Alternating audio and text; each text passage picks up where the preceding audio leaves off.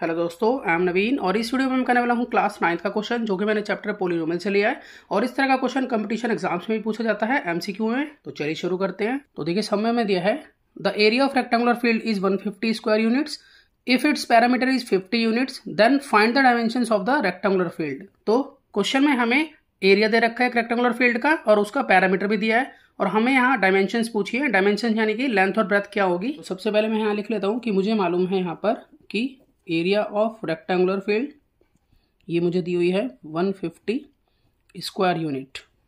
अब देखिए area of rectangle L into B के बराबर होता है, यानी कि लेंथ मल्टीप्लाई ब्रेथ यहाँ पर 150 के बराबर है। इसके अलावा मुझे यहाँ पर पैरामीटर गिवन है तो मैं उसे लिख लेता हूँ कि यहाँ पर मुझे मालूम है कि पैरामीटर ऑफ रेक्टेंगुलर फील्ड ये दिया हुआ है 50 यूनिट्स। अब देखिए पैरामीटर का फॉर्मूला होता है 2 मल्टीप्लाई में लेंथ प्लस ब्रेथ।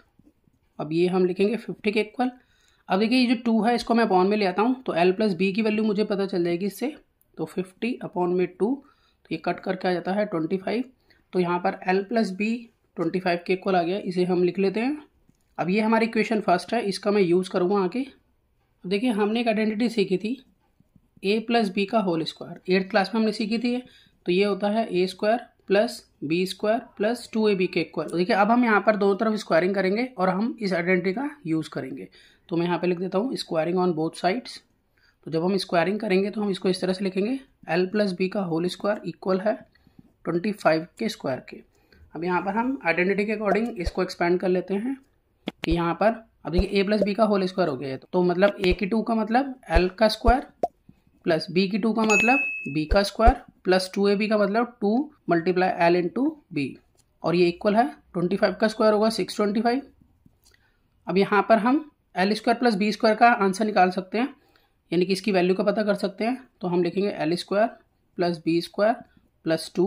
अब देखिए एल इंटू बी, अभी एल इंटू बी हमें मालूम है कि यहाँ पर ये 150 था क्योंकि यहाँ पर एरिया गिवन था हमें 150। तो हम यहाँ पर यूज़ कर सकते हैं इसका। तो मैं यहाँ पर एल इंटू बी की जगह पर लिख सकता हूँ 150 इक्वल टू 625। अब यहाँ L square plus B square और दोनों को मल्टीप्लाई करा लें तो आ जाता है 300 इक्वल टू 625। यहाँ पर L square plus B square is equal to 625 minus 300। ये प्लस का था उधर शिफ्ट हो गया। अब जब हम यहाँ पर लेस करेंगे तो हमारे पास आ जाता है 325। तो यहाँ पर L square plus B square जो है वो 325 के इक्वल आ गया है। इसे मैं यहाँ पर अपनी इक्वेशन सेकंड मान लेता हूँ। अब देखिए एक और आइडेंटिटी हमने यूज़ की थी क्लास 8th में जो कि है a माइनस बी का होल स्क्वायर। तो ये होती है a square plus B square minus 2ab। अगर इसी आइडेंटिटी को मैं रीराइट करूँ लेंथ और ब्रेथ की टर्म में तो मैं ऐसे लिख सकता हूँ l माइनस बी का होल स्क्वायर होगा l square plus B square minus 2 multiply l into B. देखिए यहाँ पर l माइनस बी का होल स्क्वायर तो हम ऐसे लिखेंगे। अब L square plus B square देखिए अभी अभी हमने ये निकाला है यहाँ पर इक्वेशन सेकंड के according L square plus B square होगा 325 के इक्वल।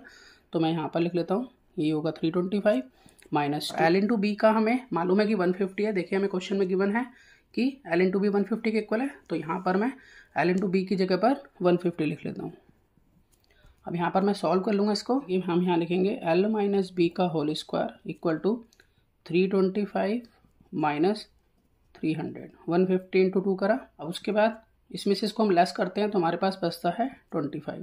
तो l माइनस बी का होल स्क्वायर यहाँ 25 के इक्वल है। ये स्क्वायर राइट में शिफ्ट होगा तो रूट बनेगा। तो यानी कि l minus B equal to root 25 और रूट 25 का आंसर होता है 5।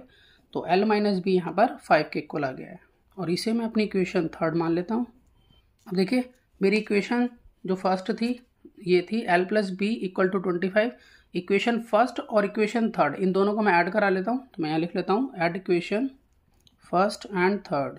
तो देखिए मेरी फर्स्ट इक्वेशन मैं यहाँ लिख लेता हूँ कि वो थी l plus B equal to 25 और थर्ड इक्वेशन है l minus B equal to 5। अब यहाँ पर हम इसको सॉल्व कर लेते हैं। तो देखिए प्लस माइनस माइनस ये कट गया b और l प्लस l हो गया यहाँ पर 2l इक्वल टू और 25 प्लस 5 हो गया यहाँ 30। तो अब हम यहाँ पर l ईजिली निकाल सकते हैं। तो 2l इक्वल टू यहाँ 30 है तो l हो जाता है 30 अपॉन में 2 तो कट करके आ जाता है 15, यानी कि लेंथ जो है वो 15 हो गई है। अब हम ब्रेथ निकालेंगे तो पुट कर लेते हैं l इक्वल टू 15 यहाँ पर लिखेंगे put L equal to 15 in equation third. तो इसे मैं यहाँ थर्ड इक्वेशन में रख लेता हूँ। तो थर्ड इक्वेशन मेरे पास थी L minus B equal to 5।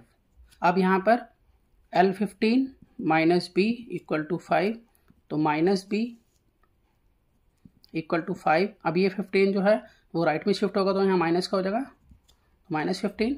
अब प्लस माइनस माइनस, तो यहाँ -10 हो जाता है, और यहाँ है माइनस बी, तो माइनस से माइनस ये कैंसिल। तो इस तरह से b की वैल्यू जो है वो 10 आ जाती है।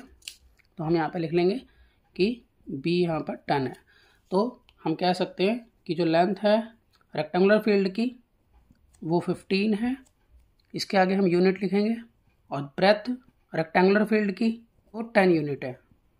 तो मैं आशा करता हूँ कि आपको सम समझ में आया होगा। इसी तरह के बहुत से सम क्लास 9 के लिए पहले से अपलोड है, आप उन्हें देख सकते हैं। तो मिलते हैं नेक्स्ट वीडियो में और नए सम के साथ, तब तक के लिए गुड बाय।